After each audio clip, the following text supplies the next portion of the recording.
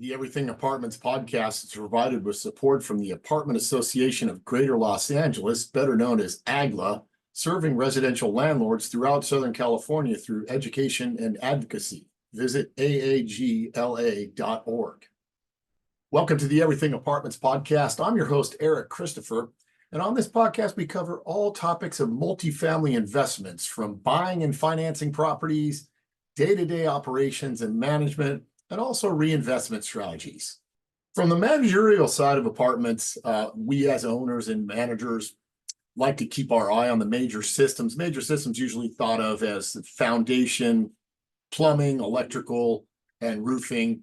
You could also include HVAC, air conditioning, if that's part of your property. But these systems are obviously the big guns that do require pretty substantial capital improvement investment when some of those systems need to be replaced over a long period of time.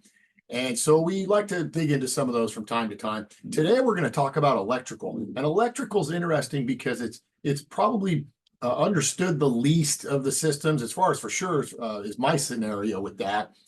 It also is one of those that, you don't think a lot about it until something goes wrong. With plumbing, hey, there's a leak, you can see it, it's dripping, it's right in your face. Where electrical is a little finicky. There's a lot going on behind the scenes we can't see between the supply of the power through the breakers all the way out to the outlets and the services that the electrical provides. So what we try to do is talk to experts about this stuff that can help us maybe maintain these systems, avoid costly lack of maintenance, etc. And today we'll get into a little bit of that. But first, I'll tell you about our firm, WSC Realty Advisors and WSC Property Management. WSC has been helping buyers, sellers, and managing properties in Long Beach for over 16 years. Let's say you're tired of managing your units, or you're just not getting the reporting or response level you want from your current manager. We can definitely help. WSC never wants to be the biggest firm in Long Beach. Instead, we stay smaller and a little more agile to bring the quality that you want and deserve. We can also help you if you're looking to acquire more units here or maybe out of state, looking to retire, or perhaps do a single tenant net lease investment in order to do kind of more of a passive income scenario. Visit WSC-PM, call, text, or email us. All that information is in the show notes. And obviously, if you're watching this on YouTube, it's right over my shoulder. Mention the Everything Apartments podcast and get your first 2 months of management absolutely free. Mention the Everything Apartments podcast and get your first 2 months of management absolutely free. Whatever your challenge with your property is, WSC has a solution. Today, we have with us Kim Hopkins.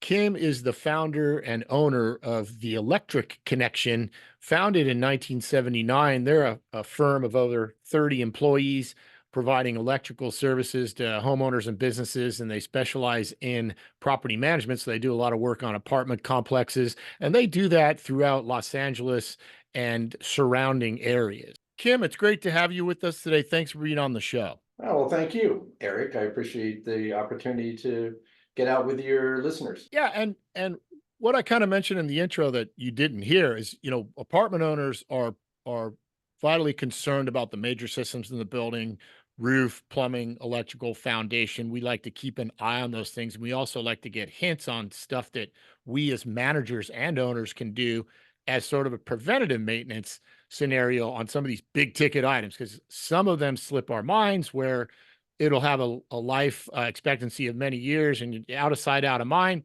And then whammo, one day something big hits. And we're always trying to kind of maybe mitigate that kind of thing from happening. And from our preliminary kind of discussions we've had, you were sharing some interesting stuff on how the electrical system plays into the insurance issue that we all have now. We've all seen the premiums go up in a big way. And if some of that relates to electrical, how about you shed some light on what you've seen happening around that relationship? If you ask me what's the biggest problem right now, I'm going to say it's the insurance requirements for replacing subpanels and panels in buildings.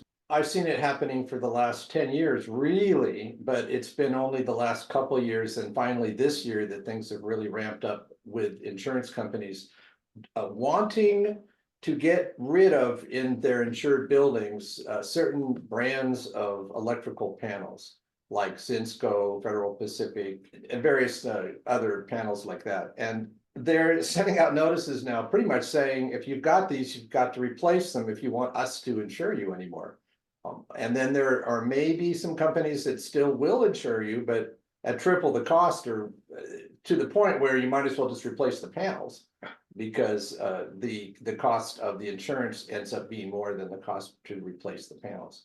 So we've seen a lot of that, especially it's accelerating. It's going to happen, as far as I can tell, for every insured apartment building in, at least in Los Angeles, probably all in Southern California, maybe all of California at this point. I've seen it accelerate to the point where there isn't a day that goes by that we're not getting a call about this particular situation, where we're supposed to go out and look and see what kind of panels a client has and whether they're the appropriate kind to keep, or do they need to be replaced. If they need to be replaced, then we come up with a program to find the least expensive way to do the kind of work that's going to satisfy the insurance company while minimizing the cost to the client. And it's a great point, because we've all got to take measures. I mean, because the problem's huge, whereby all my management portfolio, the couple buildings I own, not only are you, in a lot of cases, you're getting massive premium increases, they're just saying non-renewal across the board. We're pulling out of California, and I have another podcast on the insurance conundrum, and that's another topic for another day. But not only you may not even have the opportunity to keep the carrier, then your insurance agent is going to scramble around to try to find another one, and it's going to be more money. And anything we can do, like complying with their wishes for an electrical system to be different, we're probably going to have to do it. So when you get that call, what does that usually entail? Let's say cost wise, time wise. Okay, I got my renewal coming up in 60 days or whatever it is. Like, Kim, help me, I need you. What does that look like to handle that? Well, about half the people that call us have delayed. They've sort of got the notice, and you have until October 15th to do this or that, and they'll call us on the 14th, and they're like, help me. So we've come up with ways to do that. Like, we'll go out and look at the building, and then if we find, we'll write up, essentially, once we figure out what needs to be done there, we can write up some kind of an invoice that requires them to sign it, saying, yes, this work is going to be done. And this they can send to their insurance company to prove that they're on the ball. It's going to take a while. Like, if it's a large building, some of the buildings we do are 75, 125 units. And at that point, that doesn't get done in a week. There's inspectors to deal with and whatnot. So we have generated certain letters that we can give to the client, to give to the insurance company, to calm them down. And then we go ahead and do the work. And then after the work is done, we get it inspected. Then we can demonstrate that to the client with online. We can show that it's been approved by Building and Safety. They tell that to the insurance company. That's the insurance protocol that we use, which is not the same as the physical work protocol. There's a whole routine we do to deal with the clients, with their tenants, with notice, and making sure that there's no problem with habitability issues. And there's a bunch of things we do, but when it's all done, it just costs money to the client, and now they're insurable again at the lowest rate that they can get. Yeah, totally got it. And then if I heard you right, it sounds perhaps like, and far be it from either of us to ever delay on anything, right? Going to the dentist or getting your oil changed, right? Exactly. So, it's human nature, and especially human nature when it's going to cost us money, right? When we're going to collect money or go on vacation, we are proactive as all hell. But then on the other side of the coin, we're going, well, I'll do that tomorrow. So if owner A does that, which, human nature, it sounds like if, let's say, I sign a quote proposal from you for the required work, that you could maybe send a letter along with that, like signed contract to the insurer, and they might say, oh, okay, you're doing it. So we'll preliminarily push you forward with the expectation that you're going to show us like the final permit signed off or something like that. Is that yeah, what you there's found? kind of like three categories of situations that we run into. The first is what I just told you, like last minute desperation. Then there's another kind where a client's insurance has been dropped. And so they're with their broker, and the broker's found a company who basically says, okay, we're going to insure you, but within 30 days or within 60 days, you have to replace these panels. And so it's kind of like the same thing as the first scenario, only it's much more relaxed. We actually have time to do the work before, the time is expired. And then the third type are clients that look ahead and they say, I know this is going to happen. So can you just come out, look at our building in advance, and do we have the right kind? Do we have the wrong kind of panels? Do we need to do something? How much does it cost? And they're much more organized. And then we can just set up a schedule that's relaxed amongst everyone, the tenants and the managers and ourselves, and we get it done that way in a more relaxed way. But in any case, it can always be done. I've never seen a client actually get to the point where insurance just basically said, we're not going to work with you anymore. You took too long. Usually they don't do that. So that's a good thing for them. What I found, and obviously we all want to be in group 3 and on a lot of stuff we can, and then stuff falls through the cracks. But in this day and age, you've got frequently, I'm finding over, let's say 10 or 12 years ago, a lot of times the insurer will send, I don't know, an independent surveyor or inspector out after the policy's written, and they'll do a quick walkthrough. And it's kind of the joke is like, I remember some of these guys were like, oh, no, I don't need to go inside. I can just drive by. Okay, the building's there. You're good. And now I'm noticing these inspections, like they're going through each unit looking, I'm going, all right, well, something's different. And hopefully we find that is like a pendulum, which you have found where insurers pull out, then they come back, and it does cycle. But in the environment we're in right now, we've got to do everything we can. So you want to be in that third group, obviously. Let me ask you this to kind of dovetail that, because I'd imagine, I got a theory that most of the buildings in LA, Southern California, probably aren't running old fuse electrical anymore. I had a building like that. We converted it, I don't know, maybe 5 or 7 years ago. But do you still out in your travels see a lot of that? And I would imagine that would be a hell of a time to get insurance on that at all. Well, ironically, the fuse panels are actually not the ones causing the fires, but they're so underpowered that, insurance companies have other reasons why they don't like those, or like tenants can stick their fingers in the sockets and various things like that. So there aren't that many left. You're right about that. Like, you get into the central Los Angeles areas with these usually 3-story buildings with no parking, and they're older, and every now and then we'll run into one. But yeah, you're right. They're pretty much, I'd say 10% of the buildings now have that still. Yeah, and I imagine also you probably over time had seen a lot of the conversion from master meter electric to parsing out by the units. That, I've seen a lot of those 20s and 30s constructed buildings with one single electrical meter on them. And then if the owner's keeping the thing and goes, well, cost benefit analysis, you still see a lot of that conversion happening in your world too? Well, yeah, when I first started, because we've been around a long time, 40 years, 45 years actually. In the beginning, it was all about just replacing a master meter with multiple meters. That was fine. Lately, I'd say the last 10 years, it's become more electronic, where you can do it with aftermarket meters that aren't coming from the utility company. And then the owner can, and I'm not sure what they do exactly, but they figure out a way to have the tenants pay each bill that belongs to them, as opposed to the owner paying for all of it.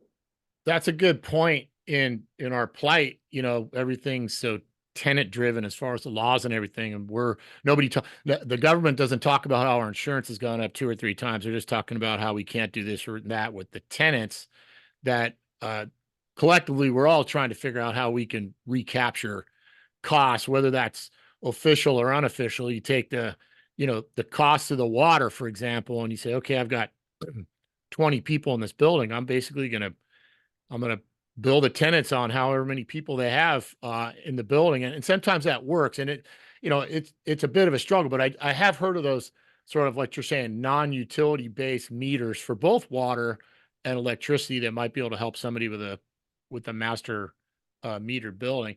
So getting along, I guess the people in that 3 group you described earlier, how they call you without a huge time rush on their hands with the insurance. That 3 group would also be thinking about things they could do to mitigate a big electrical expense. Hey, what kind of suggestions could you give an owner or manager?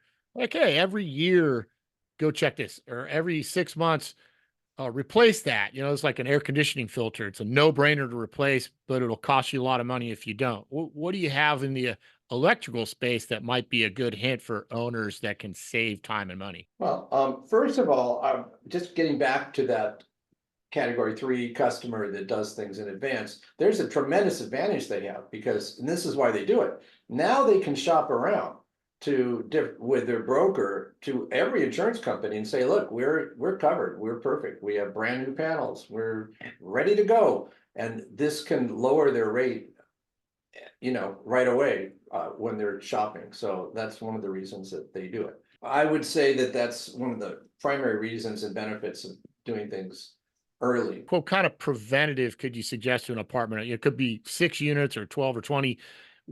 Is there stuff in the electrical space? And this is new to me because I'm not teeing you up for an answer. I already know. Are there things that we can do to extend the life and avoid that big bomb of an expense in the electrical system? There's very little with electrical compared to certain trades, like a roof, obviously it has a shelf life. When you get into electrical, I'll give you an example. Our company has a lifetime warranty. We're pretty confident that once we do something, it's going to stay there and it's going to keep working indefinitely. What we don't have a warranty on are the parts that we didn't build in so a light switch has a life expectancy of, as far as I know, forever. I mean, really, it's amazing. On, off, on, off, on, off. But they just keep working if you buy a quality light. So we don't see hardly any issues with that kind of thing. Every now and then a dimmer might not continue on, or fluorescent lights that aren't even going to be there much anymore. The ballasts, they need to be replaced sometimes. But what does come up with maintenance and what we recommend is a yearly or semi-yearly maintenance on the main electrical panel, where like you'll have like 800 amps or 400 amps coming into the building, and we can take a look at the breakers and make sure they're in good shape, and all the metal parts behind the breakers, which are called the bus bars, we sand them down, put some what's called Nolex on there to make them more conductive.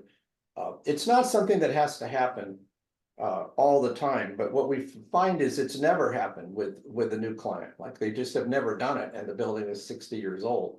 So we'll go in there and we'll do a complete refurbishing, if I'm saying that word right, of the panels, and that goes a long way to making them act as if they're brand new again. Sometimes we replace the main breakers if they've been around a long time because they're more reliable now, like the replacement models. And so we have a system where we can go ahead and do that. Honestly, smoke detectors is a problem sometimes. They just go off, and then sometimes the tenants get angry and destroy them, or they just have to be replaced. Just a handyman can do that kind of work, though. It's not really something that we need to do. But I will say this, it's not really falling under maintenance, but it's falling under a very good idea to make sure it's been done. And it mostly has been now, with most apartment owners have done this. You need to have ground fault circuit interrupters for in the kitchens and the bathrooms of these tenants. You do that, number one, because it's safe, and it's safety for the tenants, but you do it also just from a mercurial point of view from an owner. You don't want to get sued by someone that can get shocked. This prevents people from getting shocked, to have this kind of receptacle in the kitchens and the bathrooms where there's water, basically. It's really helpful. So I could encourage any of your listeners, if you have a building that is very old and you just never have changed out the kitchen receptacles or the bathroom receptacles, it would be a great idea to put in the right kind of ground fault circuit interrupters, GFIs, they're called. Yeah, know them well, and luckily we are seeing more of those, but certainly we've got, hundreds, if not thousands of units that were built back in ancient times that wouldn't have those, and that's not a hard thing to retrofit, right? So you spend a little more on those outlets than you do the regular, but you do, a lot of benefit coming from. So yeah, I totally appreciate that. And kind of maybe flipping the page a little, the older building that my family and I own, at at the time we converted, we did like a full rewire because I think they said we had like knob and tube wiring in the walls. Oh, man, yeah, Um, how often do you see that? Like, I guess the better question would be, you go through, you dial in the main panel, whether it's you replace it into new or you do the maintenance on the bus bars, and you got your GFIs and the outlets all seem to be working good. How often is the wiring the problem? Do you find that a lot, or is that kind of the rarity in the system? if we find knob and tube, my policy is we won't work on that. That's it, we're done. Like, we will replace knob and tube with modern wires. So if we find knob and tube, that's a problem in itself. Mhm. Especially if you put insulation on top of knob and tube, just for the listeners, is essentially, imagine a cord like that's made out of cloth that's covering a hot wire, and as time goes by, that cloth wire gets old, then it gets brittle, then it starts to crumble, and you literally have patches where there's just the wire and that has electricity running through it. Just for legal reasons, and moral reasons and ethical reasons, we just say, look, you need to replace these wires. Like, I know your light fixture is the only problem, but as soon as we take down the light fixture, all the insulation crumbles, and now we've got to go down to the light switch, but by then the next thing and so we just have to replace knob and tube if we see it. It's not that common. That almost implies it's been almost 100 years since knob and tube was prevailing. Mhm. Fortunately, back then there was another way to go. It was called black pipe, where they put these same wires, not just stringing them along like clothesline, but they would put them in black pipe, which is even stronger than what they do now. It's sort of like a NASA grade level of electrical, which we don't see that often, but we do see it sometimes in the older buildings. But anybody with knob and tube, yeah, that's got to go. Now, when it comes to modern wiring, which includes either Romex, heavy duty extension cord type stuff, or flexible conduit, metal conduit, that's the part that we guarantee for life, because once it's put in there, there's really nothing much that can happen to it unless it's damaged physically by somebody at some point. Got it. Yeah. So, just intuitively, you're dealing with a system that's not exposed to the weather per se, and then you're also dealing with, not having, let's say, water or wastewater flowing through it, and so that the ability for those newer materials to be made to last a real long time, along with your quality workmanship, makes for a pretty good equation. Yeah, the only thing that we run into, it's not the wires themselves. Once they're plastic insulated wires, and that started about 1950, and it was prevailing by 1955. That's it. You're going to have that kind of wiring. It's good indefinitely. However, the technique that some electricians use when they got to the receptacle or the switch, they would just plug them into the back like that. That was a cool thing to do back then. You just strip a little bit of the insulation off, and they had these little holes in the back of the receptacles and the switches, and it worked. And it worked really good for many years, but many years is not forever, for sure. Like, nowadays it's much more that people want to splice wires back together, in a different way. So you do run into problems sometimes, and we do run into them with the lights and the switches and the receptacles when they weren't actually connected to the wires properly. The wires, it's not their fault, but it is the electrician's fault, whoever didn't connect it in a permanent way that lasts indefinitely. And that's an interesting aspect, because going across to the plumbing, if if somebody doesn't install something right, you probably are made aware of that pretty quick, right? You're going to have a leak coming down or something's not going to work right away. Where yours, you could have something of a faulty install, but it'll work for a while, but it should have worked for longer if it had been done even better. Yeah, and you can have dangerous things happen too, like not to get into the technical stuff too much, but you can have a handyman who hooks up something and look, it works. It works really great. And everything's fine for a week, 2 weeks, 5 weeks, and then someone flips a light switch in another room somewhere, and the handyman wasn't really aware of certain aspects of electrical that one room and one circuit breaker can cause issues on another. And then you can have 220 running through that same light switch that used to be 140 or 120. And so basically you have to look at that. Like a handyman needs to really have some skill with electrical, not just replace a receptacle by doing just what he saw there or she saw there, because sometimes what is there is not great. You know, like with plumbing, I mean, I've done it. I have to tell you, I don't anymore. I give up on plumbing. In my own house, not a chance in the world am I gonna, I don't care what it is other than maybe a gasket. I might like replace one gasket and hope for the best, you know. Get hair out of the P-trap. That's about the extent of my skill set. Yeah, I think there was some survey done that every plumbing job done by a homeowner, it's like 2.4 trips to the hardware store or something. Oh, No, I'll let the guy with the truck filled with parts drive up and not even need to go back to his truck on the first visit. You know, he knows what he's doing.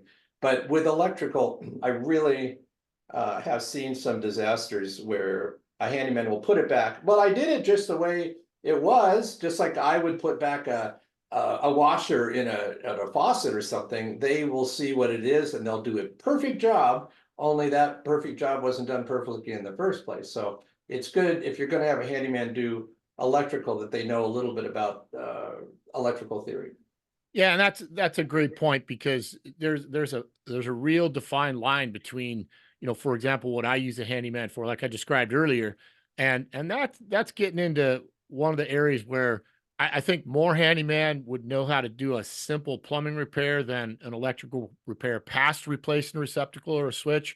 And that's where, mentally I would be more apt to call you sooner than to put them on the job, if you're following my logic. Yeah, I would, just replacing a part is a gray area, but a lot of handymen are quite capable of doing that kind of work. But I can't tell you the number of times when we'll take down a light fixture that isn't working quite. Sometimes it works, sometimes it doesn't. We'll see what the wires are connected to, and they'll be connected by Scotch tape, just.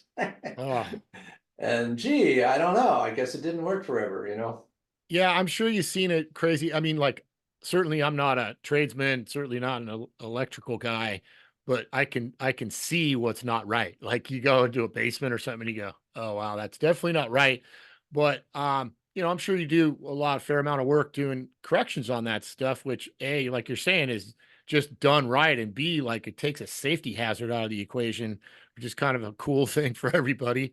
You know what I was thinking back when we had the fuses in there is like, and you may agree or disagree, and I'll listen to you. It's just, nowadays you got so many more gadgets. Everyone's got, let's say 4 or 5 times more things they're plugging into the wall than they did back in the 80s or something. Oh yeah, for sure. I mean, absolutely, that's the case. And also a lot of apartment owners that we deal with, management companies, they want to try to upgrade the kitchens, make them more modern, right? When they do that, they want to put in a built-in microwave, let's say. Or another big deal that people are trying to do is get a washer and dryer into these 1-bedroom and 2-bedroom units. So yeah, that's a great point, because that's a hell of an amenity to add. Like, it's one of those hot buttons, right? Like when you go to buy a house, your wife's looking at the kitchen, and obviously most houses have the laundry, but when I'm showing apartment units, boy, oh boy, when I have laundry in the unit, that thing goes quick. And so that's a big plus. We just did a conversion. Luckily, the owner was building some ADUs in the back, so they're doing a bunch of electrical to begin with, but we were putting laundry in one, and that's a huge amenity to offer tenants. But from where you're coming from and maybe a little plumbing issue going on, how to retrofit that, sucking down a lot more juice with those machines, I'm guessing. There's a certain brand that it's 120 volt and it's both a washer and dryer combination device. Really? Yeah, and it doesn't take that much power relatively. I mean, relative to like a full size, electric dryer, that's a 30 amp circuit. But every building is different. Like we have to evaluate how much power is available in the main, to add to all the different sub panels. Is there even, any room to add Capacity. power? Yeah, we've made load schedule forms and we do a whole evaluation with load schedules. And we do that because sometimes the inspector will say, I don't think you can do this. Like, prove to me that this sub panel can handle this much load. We've done that load schedule before we started the job, that's for sure. So we can just hand it to them. Probably it's 50% more just because of certain codes that have come up in the last 10 years. Let's leave it there, Kim. I really appreciate you coming on today. And what I do for all my guests is I put your information, your office and your email and all that stuff. And Kim, we really appreciate you being with us today. Well, thank you very much. I really appreciate the time I spent with you, and I appreciated the questions you had for me. Thank you. This has been the Everything Apartments podcast. I'm your host, Eric Christopher. Stay tuned for another episode coming soon. The Everything Apartments podcast is provided with support from the Apartment Association of Greater Los Angeles, better known as AGLA, serving residential landlords throughout Southern California through education and advocacy. Visit aagla.org. Welcome to the Everything Apartments podcast. I'm your host, Eric Christopher. And on this podcast, we cover all topics of multifamily investments, from buying and financing properties, day-to-day operations and management, and also reinvestment strategies.